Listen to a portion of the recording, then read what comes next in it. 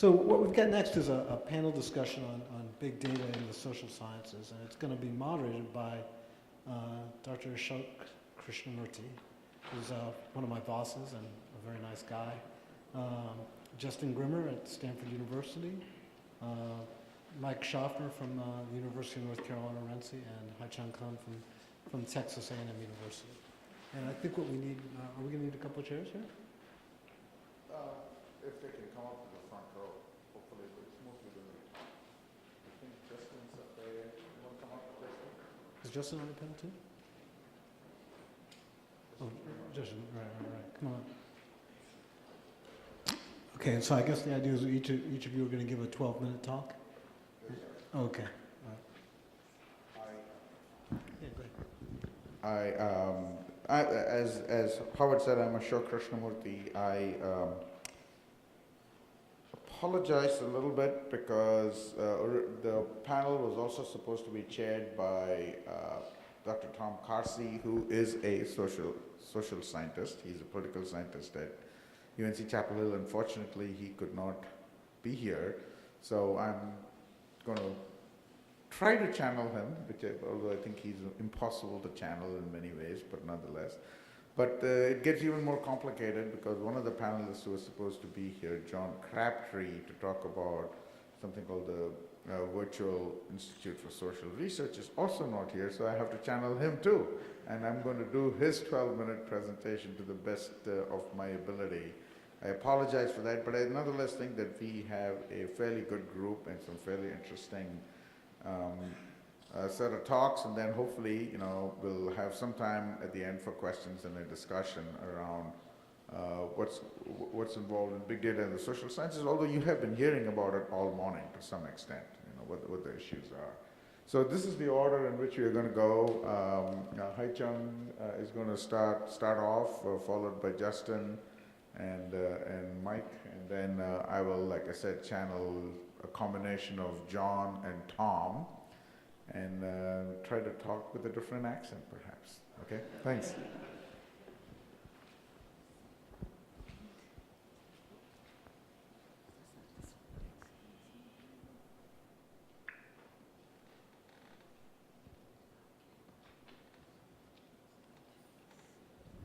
Hi, I'm Hye-Chung, and I'm with the Texas A&M Health Science Center. I'm at the Department of Health Policy and Management, and you'll see it's followed by University of North Carolina Chapel Hill at Department of Computer Science. So that's where I was, and I still have an adjunct appointment. But the point was actually, I am a social scientist and a computer scientist. My primary training was in computer science, but I have a master's in social science, and I have for many years, kind of 10 plus years, trying to combine computer science and social science with everybody telling me I'm crazy, they don't match.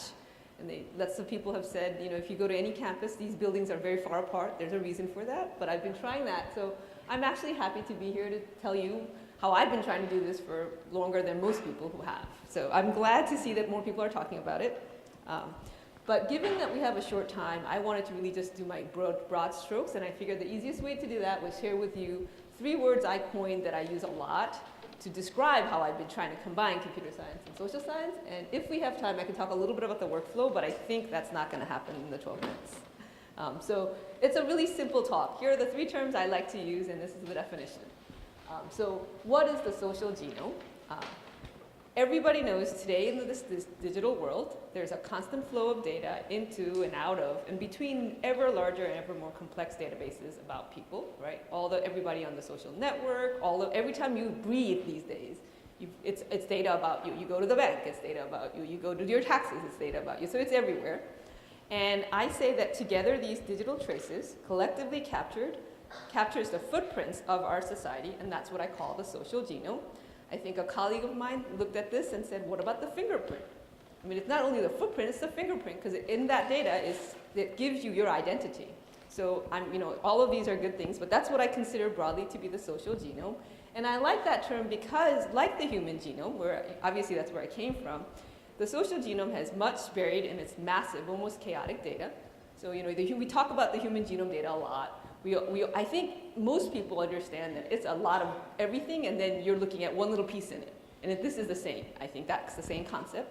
But if you properly analyze and interpret the social genome, It could offer crucial insights into the many of the most challenging problems facing our society, such as affordable, high-quality, accessible healthcare. Everybody's talking about Obamacare these days.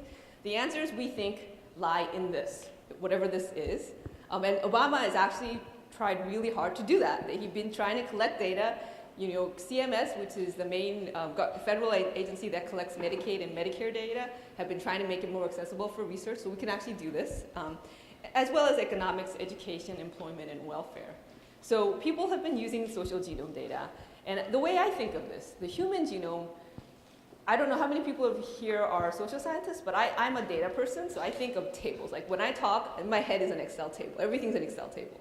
And I think of the human genome as the rows represent cells, a table represents a person, and then you're studying tables of people to find out and improve health of a person. The social genome is in comparison is a row about a person, so it's got lots of information about people, and the table represents a group of people, which you would call a society, and then we study tables of societies to understand or improve the health of a society. And so that's how I've coined this term social genome. And then once you have the social genome data, what's the main methodology used to do this work? Well, I guess data science is not my term. Obviously, everybody's been using it this day. I love it, though. I love it. So I think this is it. So this is it. I think you take the social genome data and you apply data science to it. And when I think of what is the definition of this word that everybody's throwing out these days, this is my definition. I don't know if it's true or not. But I think of it as either the same word or a more mature word for what I know as knowledge discovery and data mining. Is often known as KDD in computer science. And this, what I'm sharing with you is a slide that I've been using this is the official definition of KDD coined by famous people way back in 1990 when it first came about. And I love it, so I've been carrying it around. And the way it is, you can see that I have a landfill. Everybody's been calling this big data. So what changed is up there it used to say data, now it says big data, right? Here's the landfill. And it's garbage. And this is the real data. It's the chaotic real data that nobody can do anything with. And what KDD is, it's about cleaning, merging, and reprocessing it into human consumable, valid, novel, potentially useful, and ultimately understandable information. So this is the official definition of KDD. And I keep going back to data science, and I'm like, that's the same thing. So I actually asked somebody who's a senior person in KDD and asked him what he thought is the differences, and he scratched his head. So I feel like, but I like the term data science better because every time I'm trying to describe what I do and I say KDD, everybody says you have to list it out, and then I list out knowledge discovery and data mining. It's too long, doesn't quite say, and it's much bigger than data mining. So lots of people like to think of KDD as data mining, but data mining is only one of the processes of this whole process of taking raw junk, because that's what's there, and turning it into things we can use. And the other part of this that's not sort of in this is an official definition is many of you here who are social scientists, whatever the term secondary data analysis means to me, that's what it's about. Because this is, you had something for operations of the digital world. The bank is operating, right? Your tax is operating. So you had something that was a digital data and it was collected to operate in this digital world. Once the operation is done, you throw it away. And that's why it's a garbage dump. You throw it away, there's no other purpose for it. And so then it's sort of, you can have cabinets of paperwork, or you can have in your dumps and dumps of table. It's no different. It's not any cleaner.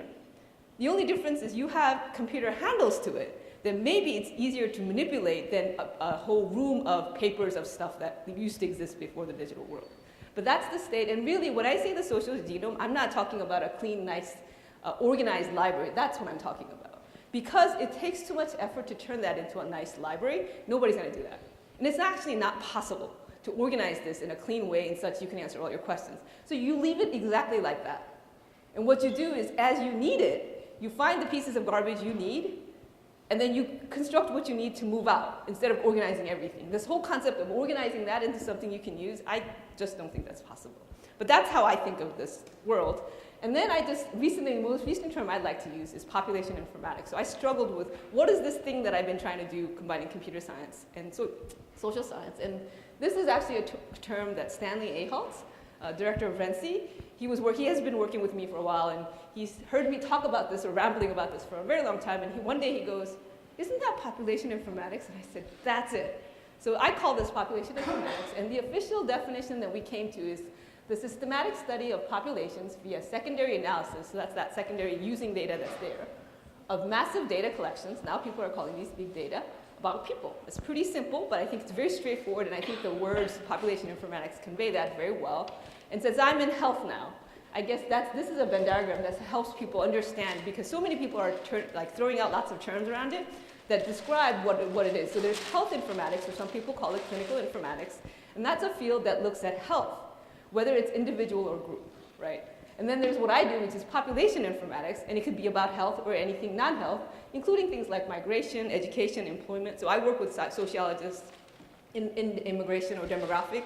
So all of that, and then you have that intersection where now people are starting to call public health informatics, which is health about groups, right? So I felt like that really conveys what it is that I do. And I like to think about trends in populations, to figure out things about populations and societies. And if you need to refer to anything or was trying to remember this talk, we recently have a publication with Ashok, me, and other co-authors, and it's called The Social Genome, Putting Big Data to Work for Population Informatics, and it was published this January in IEEE Computer Special Outlook issue. So I'm really excited to say these are the 3 words that I've been trying to do for the last 10 years, and I think the fact that a lot more people are talking about it, it makes it good for me, and that we can make progress in this realm. I'm going to say this is what I call the hierarchy of population informatics, and it shows how data goes to action. Or this is my concept of this, right? So at the very bottom layer, obviously, is the secure federated data infrastructure. That's my garbage dump, social genome database. And to it, when you apply different kinds of methodologies, it could be data mining, machine learning, artificial intelligence, even standard statistical methods, because standard statistical methods takes points in data and turns them into information, right? So those are also applicable. Lots of things that people are doing now, agent-based modeling, all of those require data. And then when you apply all of these advanced methodologies to this new large data set, what you get is new information you couldn't get before. It answers broad new research questions. You can get comprehensive policy analysis and program evaluation. It will do decision support for government programs as a management issue, right? And when you get this information to the right person at the right time, and they digest it and they internalize it, it becomes what I call transformational knowledge, which then they can turn into actionable policy and practice. So in this realm of hierarchy, here are the 3 types of data sciences that I see that you need for this to work. At the very bottom there, so I kind of straddle all of these, because since I'm kind of doing this on my own, I had to learn all of these, so I just learn what I have to. I'm not very good at the top one, but I can do both. But at the very bottom, obviously, is the domain knowledgeable computer scientists. And they're the ones that are actually building information systems that can be used to do this work, but they need understanding of what's happening in this domain, right? Then the next layer is the data-intensive domain scientists that work with information and methods mostly, and their main role is to frame real-world questions into tractable questions you can answer with this kind of data. So they're doing a lot of that, and then they work with the computer scientists to actually answer those questions. When they have those answers, it's going to the data-savvy managers or decision makers, and their main role is to take these database answers, which aren't quite answers to the real questions, and turn them and translate that into real-world answers they can use to make actionable policy and practice. So if you have like this hierarchy working, and these 3 groups of people working together, I think that you can actually take what people are talking about, data to action, happen. It isn't quite there yet, but I think this is how it's going to happen. And then this is just the final slide that talks about the challenges of population informatics. Obviously, there are many. The key to understand is that we're talking about person-level data. So that makes it that what I'm talking about sounds like a Big Brother system. Nobody likes that. So number 1 challenge is obviously privacy. But what's important to understand is privacy is a budget problem. And I've just recently been to a talk with, when I was really excited when I had a senior IRB researcher, so he's an ethicist. And he was on for an hour, and his slides was everything that I've been thinking, which is there's the privacy issue of if you give access to this kind of a data, you might have a potential risk of privacy violation. But what you forget is if you don't provide access, you have a lot of lost opportunity cost. Are you willing to live with tax money being spent inefficiently because you want your privacy? That's a question we all have to answer. It is a budget problem, and there is a trade-off. And we as a society have to together decide what we want as the trade-off. I mean, honestly, other countries like Canada, Australia, they've already built the social genome. They have centers for it. And social scientists can go and request data and answer these questions. And when you start talking to people, the key here is that we say we are using this data for research. Lots of people will give blood for research. They will come and they will let you poke you for research. So assuming we have secure things in place, and I think Mike is going to talk about how we're going to kind of say, we promise we'll do the good thing and we'll keep it in secure places. But if you can do that, the question is, how much are you willing to say, what is the risk of losing your privacy if you give us this data to use for these purposes? Because there's a lot of benefit to it, and there's a lot of lost opportunities for cost. So that's something that I think as a whole we have to talk about, and we need to separate out from the general discussion of privacy and data, which is a lot around target, right? You don't like businesses doing it, but they're doing it already. So if the businesses are doing it to make money already, isn't it about time we did it to save our tax dollars somewhat? You know, do some good for foster children, right? That's the work that I've been doing. I've been doing a lot of work with foster care data, and it's sort of like, okay, well, you know, the businesses are using it for making money, whether we like it or not. They don't have to go through IRBs. Right? Well, isn't it a time that we use it? And then, I mean, it is research. So we should be held to a higher standard. I think researchers should be held to a higher standard. And so that's where we talk about doing the right IRB mechanism, as well as the security computer science work to say, you know, we promise we'll do good with this. We promise we'll have video cameras on our computers, and we're going to log everything that the researchers do, so that if anything did go wrong, we'll have a record. So it's about accountability and less about saying we won't share anything with anyone, because there's too much opportunity cost that we lose. And all of this sort of goes along down that path. But I wanted to end with this slide, which says, I think of data as, this kind of data as no different than hazardous, very valuable research material. And so if you want to do research with hazardous stuff, what you do is you build a secure environment to handle it. You build proper tools to handle it. So and you build safe containers to hold them in. And these are all computer science things, which is why you need computer scientists doing research in this.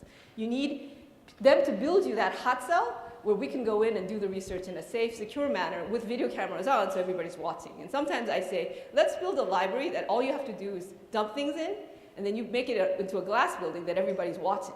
And before you walk into the building, you must declare, I'm here to do X, and it's going to be written down. And if you go in and do something else, we're recording everything, so you're going to get caught. It's sort of the concept I have. Thank you.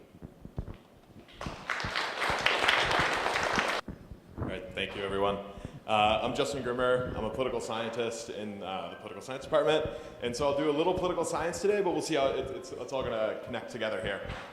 So to start with some political science, so these are two senators currently in the US Senate. On the left here is this guy, John Tester. On the right is Sheldon Whitehouse. And what I study is how these sorts of people communicate with their constituents, the kinds of things they say, the types of images that they appear in.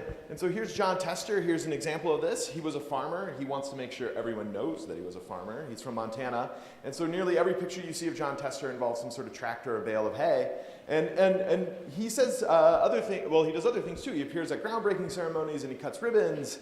And he uses Twitter to do things like announce a grant to get some jobs to keep Montana forests healthy. And then when he's communicating with constituents, the types of press releases and newsletters he sends, he'll say things like, Ravalli County's economy is about to get a real shot in the arm thanks to this huge $15,000 grant. Or he's going to get some other money for Bozeman, about $2.7 million, and that the American dream is safe because he's got $1 million to keep people into homes. This sort of communication strategy and appearing these sorts of images appears to maybe work for him, or it manifests certainly in how other people portray him. So here's an endorsement where it says that Tester's record shows that he delivers for Montana. This is a pretty big contrast to this guy Sheldon Whitehouse. So here he is at a rally about climate change. He's a Democrat from Rhode Island. And he talks about climate change quite a bit. So here he's on the Senate floor. He does this regularly. Here he is at a committee hearing. He works hard on his committee hearings. They're debating fiscal multipliers here around the time of the stimulus. And here he is participating in another committee. He's very involved. He's actually sort of made a name for himself as a freshman who's very policy-oriented. And he makes sure that his constituents know this, and also that he's a bit of a partisan warrior. And so, for example, he wrote in one press release that he's stunned to hear that Speaker Boehner has derailed bipartisan Senate discussions. It's hard to believe he's stunned. And then here he is partnering with another sort of liberal firebrand, Elizabeth Warren, to talk about consumer protection. And here again, he really sort of laying it into the Republican Party, where he's talking about an iron curtain of denial has fallen around the Republican Party. So let me ask respectfully, what are you thinking, right? So he's talking about climate change here, and he's being rather pointed and uncivil. So this also is picked up in the ways in which people think about Sheldon Whitehouse. So here the Daily Kos is saying, why don't more people talk about climate change regularly like Sheldon Whitehouse? Seems like a reasonable question. And so all of this illuminates what I call in my research the representatives problem and the solution to the representatives problem, and then how this sort of ties into machine learning and big data. So here is another member of Congress, Pete Visclosky, and political scientists know quite a bit about what members of Congress do. We know that they're strategic politicians. By this we mean they're instrumental. The actions that they choose are designed to achieve some outcome, and one of the primary motivations is re-election. And so what they might do is try to do things like deliver money to their district, like federal spending, pork barrel project type stuff. They might also cast roll call votes that they hope constituents will be excited about, or they'll perform things like constituency service, making sure you got that lost Social Security check. The problem for someone like Visclosky is that constituents are broadly inattentive. Like, we tend not to be tracking what our members of Congress do. That'd be hard and boring, and unless you're a political scientist. And so even people who show up to meetings might fall asleep. And so the problem then for him is, like, how are these folks going to learn about what he's doing in Congress? How are they going to learn about representation? And this actually then creates an opportunity. And the opportunity is that Visclosky is going to be able to use communication in order to influence the ways in which he's evaluated by constituents. And that's what my research is about, is demonstrating the ways in which legislators use communication to influence the terms of evaluation. And what I'm going to show you today is one component of some of my research program. And what I'm going to show you is how legislators present themselves to constituents. So this comes from a book project available right now on Amazon. If you're thinking about that Father's Day gift, this might just be the thing to do. And what I'm going to do is I'm going to show you one component of the data that I analyze, which is going to be a collection of press releases. Those might seem random or arbitrary. I'm going to show you that there's good reason to use press releases, but the broader project uses floor speeches, newspaper articles. We've extended this to e-newsletters. We have all the tweets from members of Congress. We're collecting Facebook posts, working with Facebook. And so we have a broad collection of what legislators are saying. And what I'm going to do is introduce a new statistical topic model that builds on this broad area of machine learning to measure what legislators are emphasizing in their press releases. And what this is going to reveal is what I call a position-taking credit-claiming spectrum. We'll see what this means. And this is interesting, I think, because it helps us to understand some of the dynamics of political debate. In particular, I'll show you that extremist legislators, the most conservative Republicans, the most liberal Democrats, tend to dominate policy debates. Okay, so why look at this collection of Senate press releases that I put together along with everything else? Well, press releases are great for lots of reasons. So one thing that makes them great is that they're regularly used by each Senate office. So on average, a Senate office will issue about 212 press releases per year, and there's a lot of variance. So the data set here is from 05 to 07, but we've extended it. And so people from New York, like Clinton and Schumer, are issuing a lot. It also turns out that both Republicans and Democrats regularly use press releases. So here it's red if Republican, blue if Democrat. Very scientific squint tests would show that those are about equally used, and so with more rigorous methods.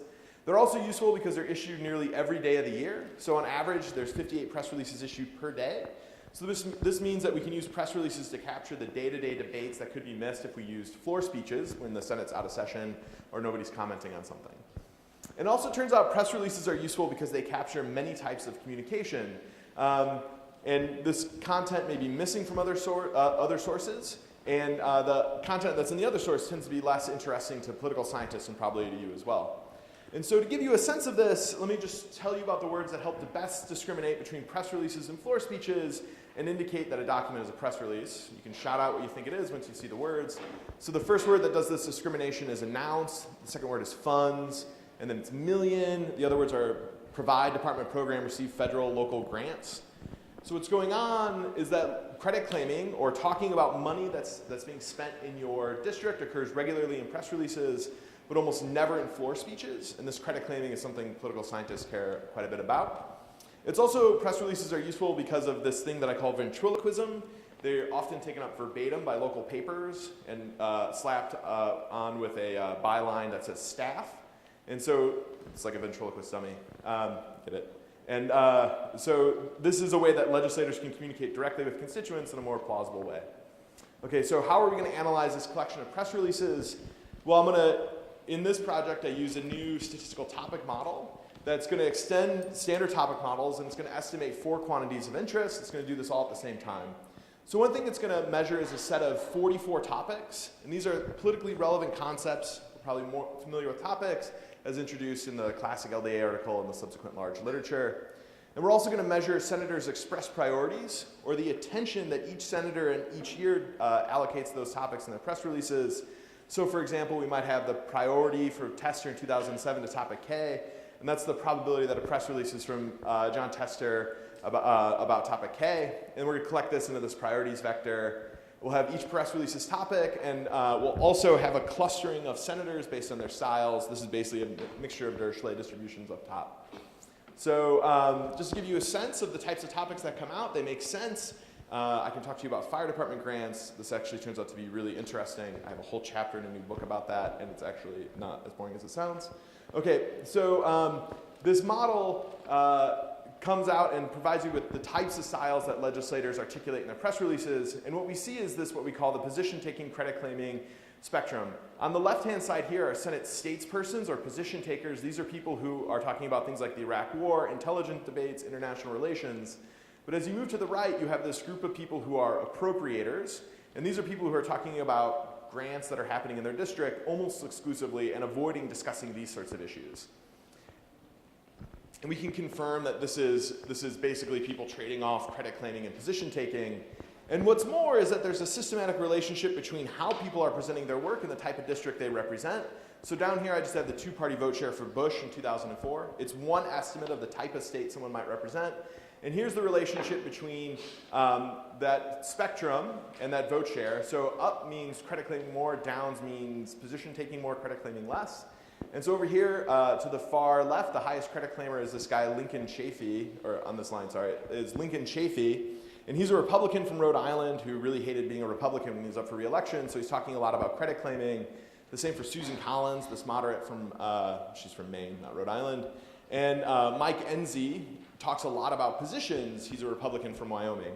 In contrast, you have John Tester, who, from the intro you might expect, is talking about credit claiming much more often than someone like Sheldon Whitehouse, who's almost exclusively articulating issues and rarely claiming credit for money spent in his state. Okay, so we've replicated this a lot with lots of different data sets, and other people are replicating it now too, show that this pattern works. And so we have these aligned representatives, they're more policy focused, but it also turns out that we know that these aligned senators and representatives have more extreme policy positions. And so as a result, we're going to see evidence that ideological extremists are going to dominate policy debates. And so political scientists have done a lot of work measuring where legislators fall on an ideological spectrum, and it turns out roll call votes are a really useful way to do that. And so here is what we call an ideal point. This is essentially just a loading on a factor from a factor analysis model of votes. And these are just densities. This is for Democrats or Republicans. And I've just placed the mean position for each party here as a vertical line. And so we might call polarization the distance between the means of each party. It's a reasonable definition of polarization. We might say that these are more extreme people on here who are on the outside of that mean. I think that makes sense. And the centrist would be on the inside, right? If we had more centrists, the means would move closer. Okay, and so then we can talk about the average extremity for each topic as the average extremity of the offices that issue a particular press release or speech about that topic, okay? And we might say that this has a natural null, because if we're randomly sampling from each topic, the average extremity should be 0, okay? Because we're normalizing basically off these means. And so here is just a plot that's going to show that standardized average extremity. So it's just a test statistic under that null. And so what we see here for a variety of issues that might be the broad policy debates at the time, things like the budget, immigration, the Iraq War, debates about the Justice Department, stem cells, and the environment, we have this systematic bias so that, there's more extremity in who's participating in these debates, and it's more extremity than we'd expect under this null of random sampling. A reasonable response to this is that you might just say, oh, maybe these people who are position takers are more loquacious, they just talk more. But that's not the case, right? So here we see that there is a centrist bias in credit claiming, which also makes sense given what I've said before. And then the other issues are sort of all over the place. We can discuss what that would mean. So to give you a sense of this, so in things like immigration, senators about 9.5% more polarized. In Iraq, it's about 8.6% more polarized. We've heard a lot about growing polarization in Congress. This is basically equivalent to the growth in polarization over the last 20 years. So this is, or 30 years, excuse me. So this is pretty substantial. And this persists in floor speeches, and we've actually replicated a bunch of other data sets as well. And so then, to conclude, what this, I think, shows one example of is why it's important to understand legislator communication if you're someone like me, a political scientist, who not only wants to understand representation, but perhaps ways in which we can think about improving representation. So we hear a lot about the breakdown in dialogue in Washington, or a lack of information and communication with constituents, and this sort of information, the types of analyses I'm showing you here, can give us a better understanding of what's being said, who's saying it, and what we might recommend to journalists or other folks in order to improve that information. Thank you.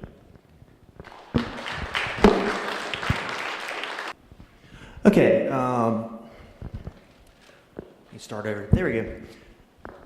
As advertised, I am Michael Shoffner from the informatics group in RENCI, which is at the University of North Carolina, Chapel Hill, and I'm adjunct instructor over at UNC's School of Information and Library Science. So what I want to talk about today is, I'm not a social scientist. I don't know anything about social science. Science in particular. I'm on the data side, and basically I'm a software engineer by extraction, and data issues and cybersecurity issues are sort of my main focus. So what I want to talk about today is cybersecurity approaches for securing data and big data in the social sciences. And the first thing here is, let's just talk about what the problem we have here is. Let's see how far I can go with this.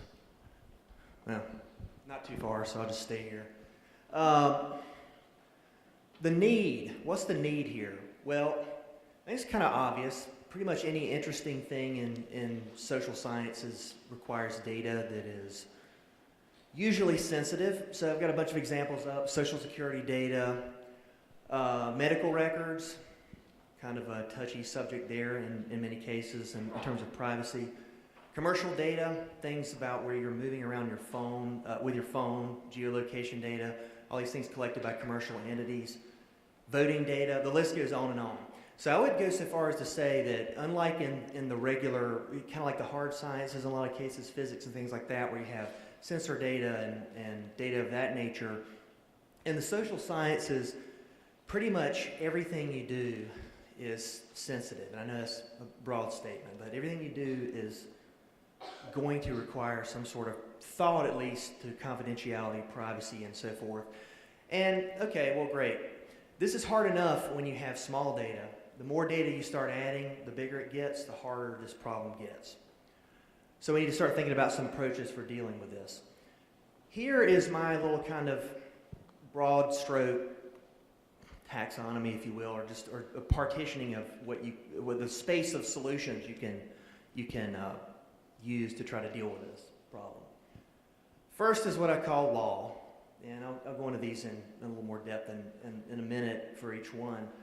But basically regulations. Okay, so if you do something with this data, you're going to jail, or some money will be taken from you. Something bad's going to happen to you. A big hammer is going to drop down on you.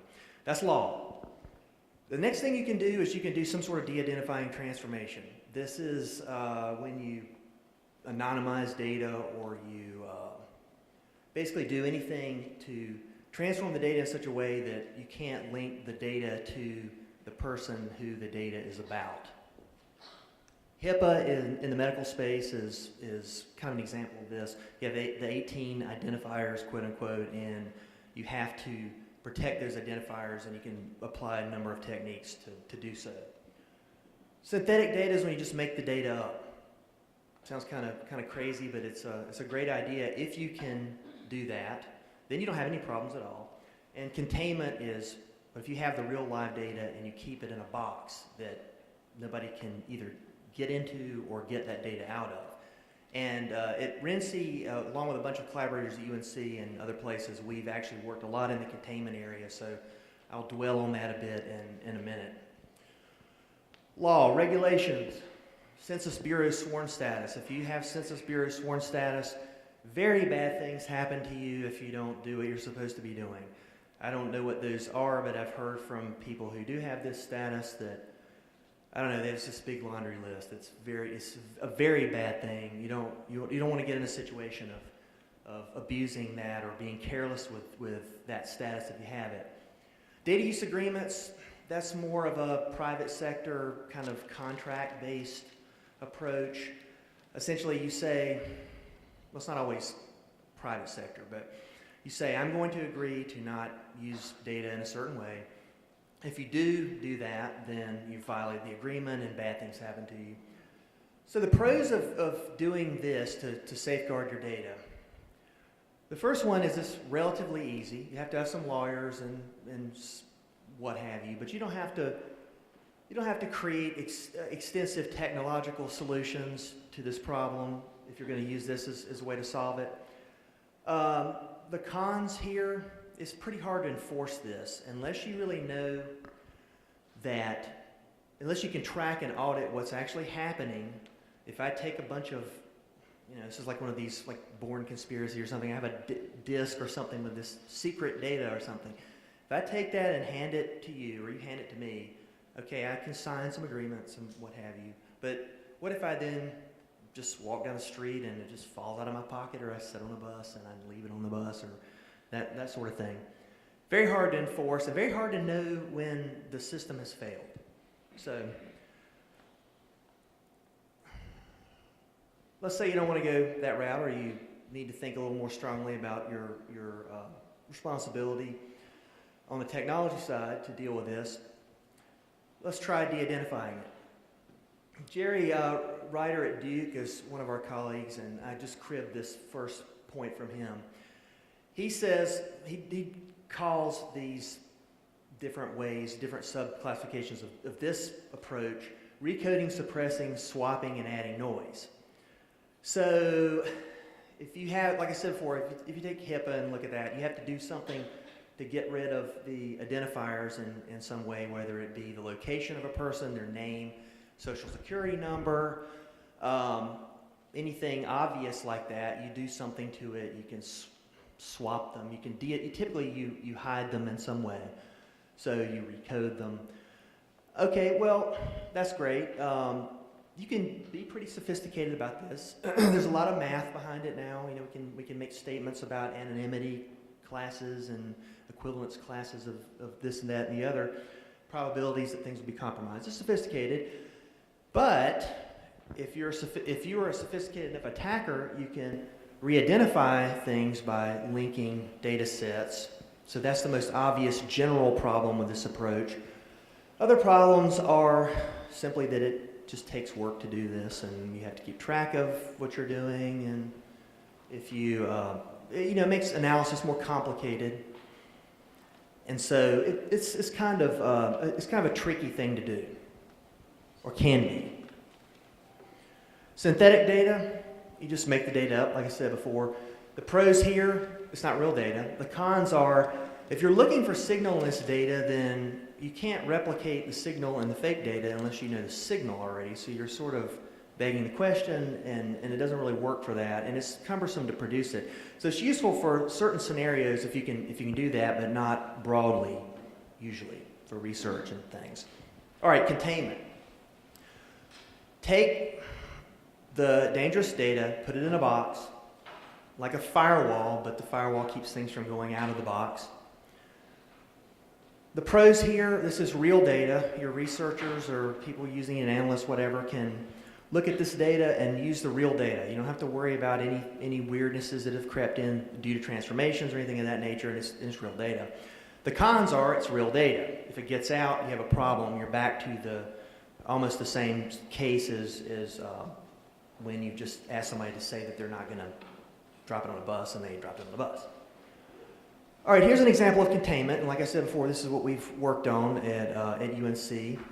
This is a researcher workspace. We call it the Secure Medical Research Workspace.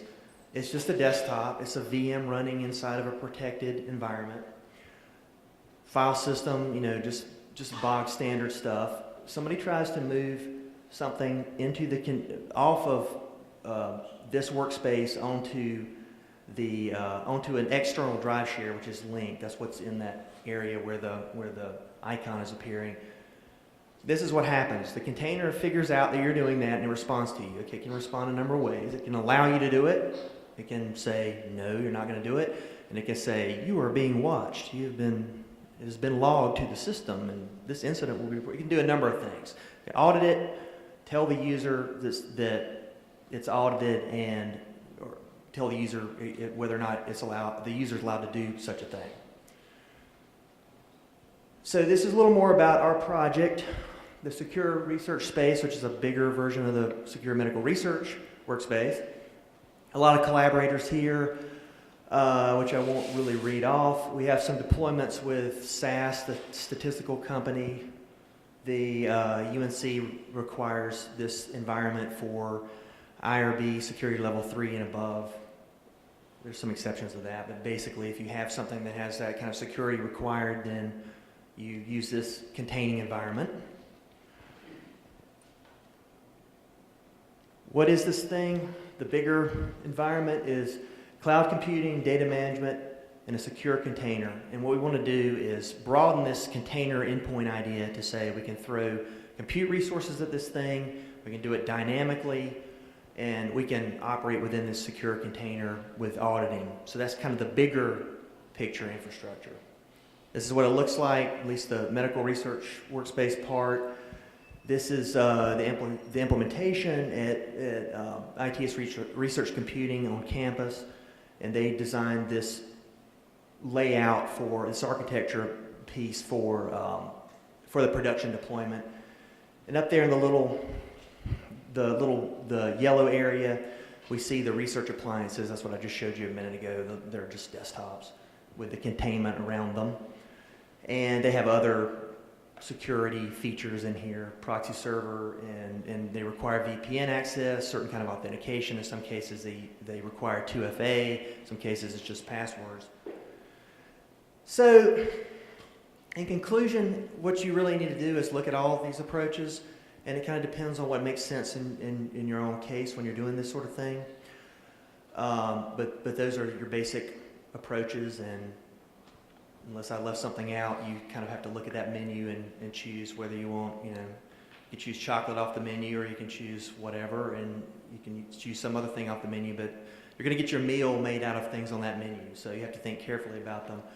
I'd also like to mention that we're looking for collaborators for this environment, so if you're interested, that's my information up there, or just talk to me afterward, and that's it. Turn it over to Ashok. Okay, so in my channeling mode, I'm going to talk a little bit about the Virtual Institute for Social Research. This is really an idea that Tom Carsey at the Odum Institute has, and it kind of wraps up much of what was discussed so far, in the sense of, what Hye-Chung talked about identifies the need to do that. There's lots of interesting social science research you can do if you are allowed to work with sensitive data. And Mike talked about possible ways of doing that. And what the Virtual Institute for Social Research really attempts to do is to actually create an environment, a distributed environment with the right set of tools that can be made available broadly to a national and possibly an international audience to be able to come in and use it for interesting and important social science research. So that's sort of the idea behind Visor. We have started work on it. There's been some funding allocated by the university to actually set up the hardware and different software components. And we are in the process of trying to go out and see if we can find communities that are interested in using it, possibly starting about a couple of months out when it should be available. Okay. So this is directly from what Tom has to say. He looks at Visor as being a large-scale cyber infrastructure and collaborative research environment designed for researchers in many domains to come together and work on grand social science problems. Okay. And the vision is it will include education, training material, collaboration opportunities, etc., etc. So in that grand vision, the only thing I am going to present are the little technology pieces that are going to go into making this up, because I really I'm not qualified to talk about all the other things that Tom has in mind. the technology pieces that we're talking about are being jointly sort of developed and proposed by the Odum Institute and RENCI going forward. So, you know, the central premise is that to do interesting social science research, it has to be driven by data. And, you know, research data has a number of features which can be said to be challenges. Data is unstructured, can be of many different kinds, you can have large data sets, and, you know, it can be distributed data that it may be impossible to gather all the data and put it in one place and say this is where it's going to live and this is how we are going to work on it. So some of the computing technologies and data technologies that we are bringing together to create Visor, I'm going to talk about 4 specific things. One is, you know, how do you access, share, and discover data that's interesting to work with? It turns out that in social science research, at least, there exists an existing framework in which a lot of data is deposited by people doing social science research. And that's called the Dataverse Network, which is distributed, available at a number of different places. The Dataverse Network adopts a very specific model of what the data looks like. It's a study-oriented model, so not all data necessarily fits the DVN model, but it's a good starting point because it allows anybody to be able to upload data. It captures some metadata at the same time. It makes it searchable and shareable, et cetera, et cetera. So one of the things we are doing is starting with the DVN and trying to see how we can broaden it and how we can do other things with it. DVN comes out of Harvard, and Odum has very close relationships, and they're working together on extensions of DVN, if you will. And the second piece of it is how do you get the privacy and security done, and that's the secure research workspace that Mike just talked about, which is one possible solution. Don't say that that's the only one, but that's the one that we are the most familiar with and comfortable with, and it seems to work reasonably well. Talked about the fact that data has to be distributed, and it's not always possible. You know, the DVN model is you come in and deposit the data into the Dataverse network, and it lives in a place. Not always possible, especially if you have very large data sets. Much of the data sets in DVN today are reasonably small data sets. We have tried to upload data sets which are much bigger than anything that we have seen in DVN, and there are lots of problems. You can't really do it. And also, do you really want to move data around if it's large? So for that, we have a distributed data management system that we adopted called IRODS, Integrated Rule-Oriented Data System.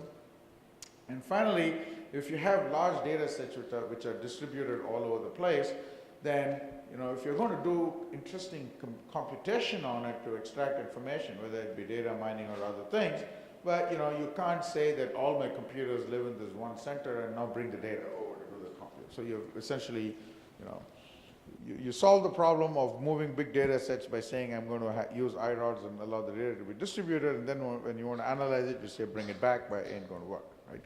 So for that, we have a proposed solution, which is a distributed computing environment, which has been funded by a sequence of NSF awards, actually, that's called Exogeny, Adamant, and Orca. It's got many different names. I'll tell you a little bit about it. So I'm not going to talk about the DVN, since that exists and is around, nor about the secure research workspace. Mike talked about it. Tell you a little bit about IRODS, and then a little bit about the Exogeny Adamant environment. So IRODS, I'm more going to talk about what its features are than the technology itself. It essentially solves the data sharing pain point for research enterprises. One of the key things about IRODS is it already has a very extensive and substantial user base. IRODS has basically been developed over 20 years, originally at San Diego Supercomputer Center and UCSD. Now a lot of the team as well as the development has shifted to University of North Carolina, Chapel Hill.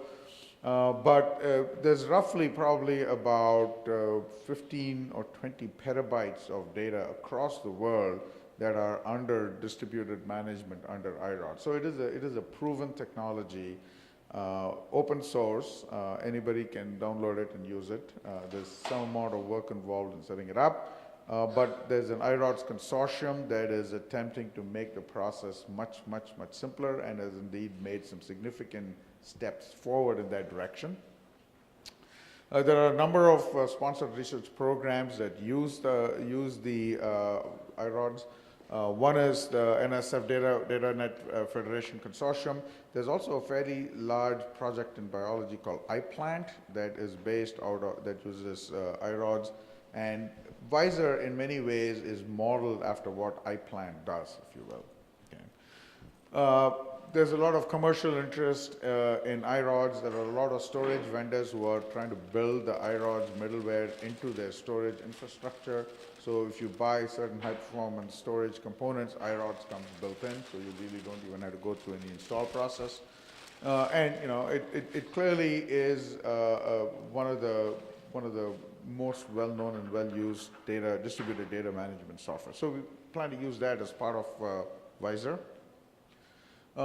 Then the next piece of it is this distributed computing idea, and that is done through this Araman, Pegasus, Exogeny, and Exogeny is right now is a set of distributed computing resources and networking resources. There's about 14 or so international sites that have these racks that allow you to set up these networks on demand.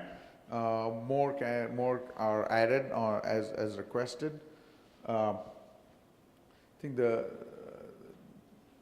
next picture probably explains what it allows you to do. Oops, sorry. Let me go back up.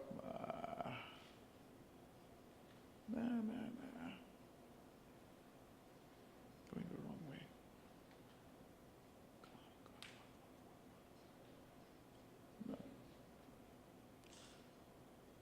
No. Okay. So what the Adamant Exogeny software stack allows you to do is that, you know, if you want to do some compute and any computation needs a certain workflow where you're collecting data, analyzing it, getting the results back, and what this figure really shows you is that as you start a workflow and you go through different steps in the workflow, you may need different amounts of computing resources. Some you may be able to do fairly simply. Other times you may need more extensive compute resources. And not only that, if the data is distributed and your compute resources are distributed, then you may want to provision not just the compute resources, but also the network to move the data back and forth or the compute back and forth. So what this allows you to do is to create these resources as you need dynamically using software-defined networks, and then be able to free them up as soon as you're done. So the big picture that we are trying to do, at least as far as the compute is concerned, is to be able to combine IRODS and the policy management framework with Adamant, and so create a way of actually creating these virtual compute environments as you need for doing your research and your work, and then be able to destroy it once you're done. And so you can get distributed data, distributed computation, security, all in this one infrastructure, which is what we call in VISR. Okay. So that's what I had to say. If you don't mind, coming up here, the panelists, and answer any questions people may have. Okay. I'm done. You do a good job. Oh, that's probably. So we've got about, I guess, 10 minutes or so, and somebody noted yesterday that they were standing between you and lunch, which might not be the most comfortable position. So once again, we find ourselves in that position. But let's. We have any questions or observations from the panel for this? I want to note, you know, it's just to say one thing myself is that, you know, this is. I've seen this kind of thing in my own life. My wife is a nurse practitioner at the Veterans Hospital in Durham, North Carolina, and thanks. And they actually came and epoxied up the USB ports for all the computers in the Veterans Hospital. That's how concerned they were about their data getting out. My wife just started laughing. You know, it's like, oh my God, so they came and did that. So this is something that's taken quite seriously. Can I ask a question of Justin? You compared press releases versus on-the-floor speeches, and it seems to me that on-the-floor speeches may be better publicity because C-SPAN takes a picture, video and puts it out, and that may be a better way to do all of these things rather than press releases. Why do you think press releases are the place where they do much of the key information, please? Yeah, so I think it is true.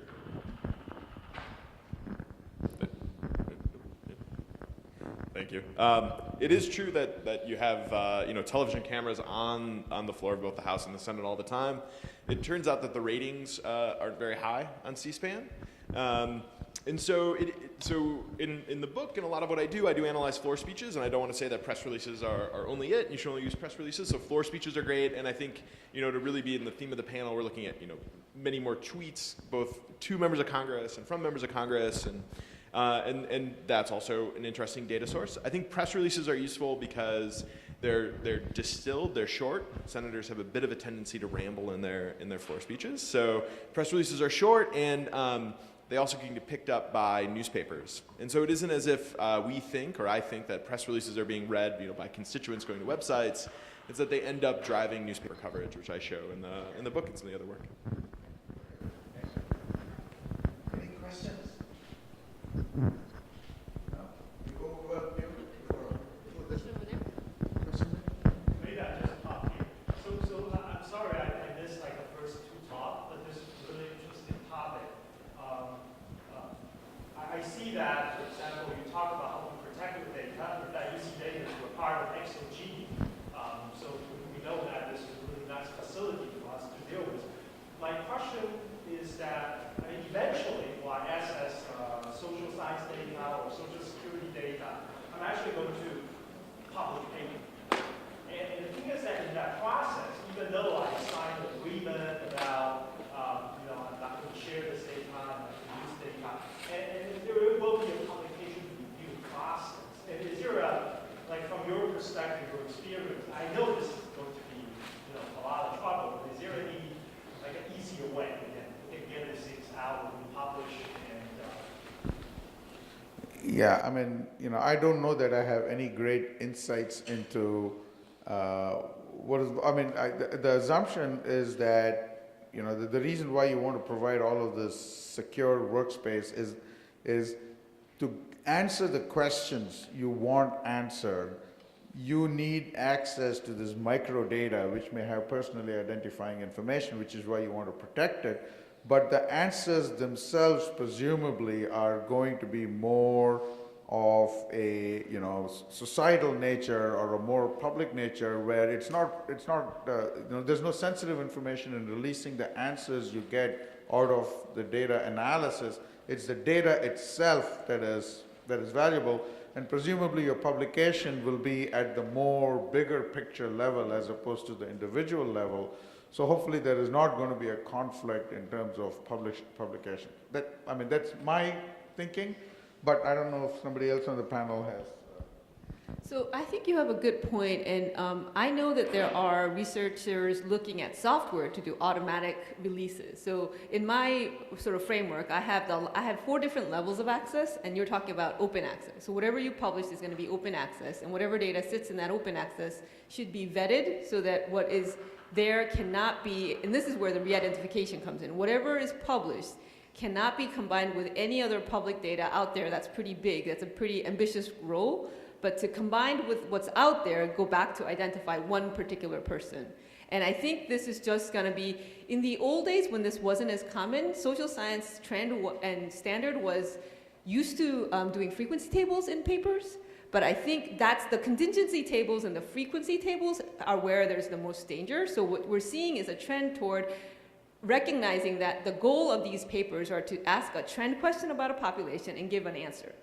In the old days, giving frequency contingency tables was a norm.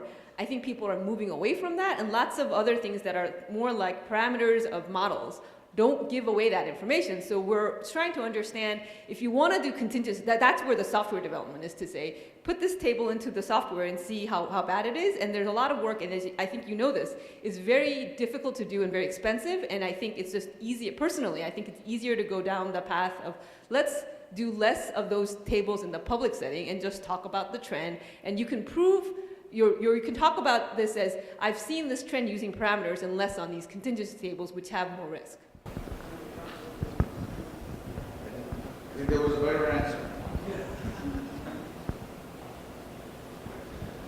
Yeah, I guess sort of following up on this in a more general sense, I really like this idea of privacy as a budget that you mentioned, and I want to ask, so privacy as a budget is something that as a society we should come together to some sort of an agreement on and decide how we want to sort of manage that budget was sort of the thing at the top. And I wanted to ask, since coming up on an agreement on something as a society is pretty hard, it's just difficult to use some evidence. There is also some work on regarding privacy as a budget, but as a budget on an individual basis, and everyone is deciding for him or herself, depending on whether they want to share that data, even in some cases that you earn some money out of their own data. I wanted to ask your thoughts about privacy as a budget in terms of as a society, managing it within society versus managing the universe.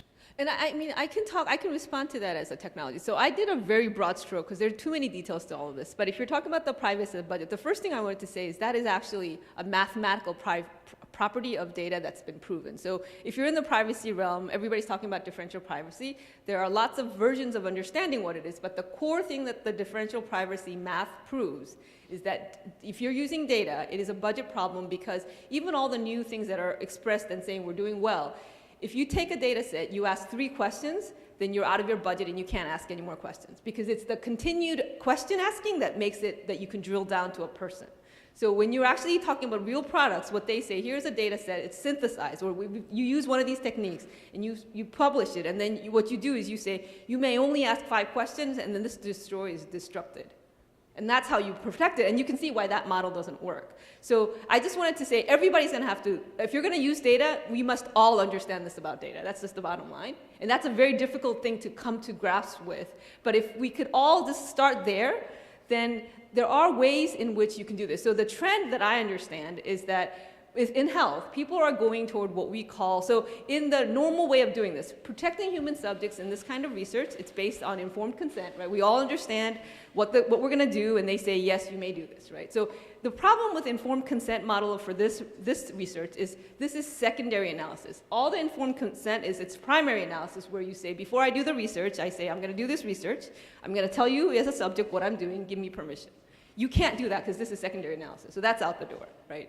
And so what people have moved to is this concept, because they can't, I mean, I think this is a good thing. People don't want to do research on people, on human subjects, without informed consent. And so we're all scratching our heads, and what the trend seems to be is we're going to do informed consent that says, we like research, you may use my data for research. Just like, you die, I'm going to donate my body for research, and we're going to trust that it's done and well. So it's this concept of we're going to do what they call a full-scale, like sweep consent. So you go to the hospital and you say, you may use my data for research. There's no, you may use my data for this research, but not that research. And there are lots of caveats, like what do you think about pharmaceutical companies doing research with your data? So there's still a lot of caveats, but given that you can't, as a person, control that, you're kind of doing this model of, I trust whatever institute. So UNC Hospital, I trust UNC Hospital's IRB governance to not use my data for bad research.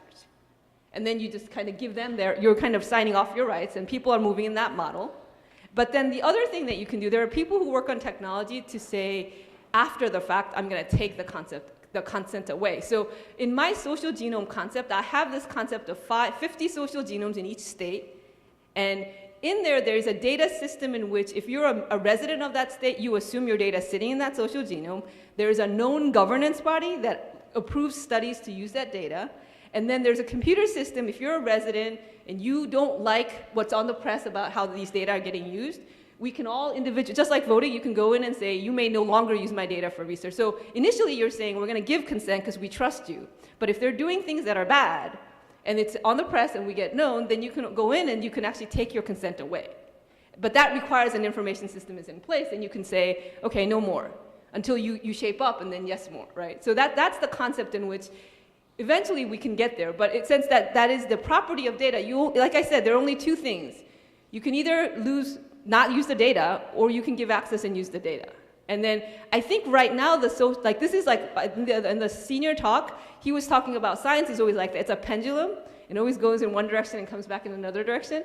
And right now, the pendulum is going in the opposite direction, where people are so concerned about privacy, like no, no, no. What happens with that is because access to data for research is not going to go away, because there's too big of an opportunity cost. So what happens is that research just becomes really, really expensive. So all the talk about HIPAA that's happening right now, it's not that the data isn't getting accessed. It's getting to be really expensive. And so the research that used to cost 10,000 is now costing 50,000, right? It's not only money, it's when you go to the hospital, all the forms you have to sign, all the papers that have to get printed. And so I just personally think a better understanding, a more sophisticated population who understand data is what we have to move towards, so that the pendulum is going and everybody kind of understands we're living in a digital world. There's a cost for it. And the one thing I would add is that there are other countries in which a lot of the data about individuals is centrally managed and owned, and perhaps we can learn from them about how privacy and such concerns are managed there.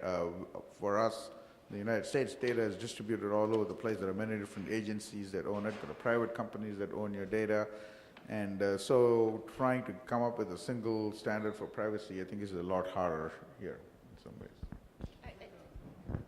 Just one more comment, I think, because I just had one comment, because you mentioned data ownership.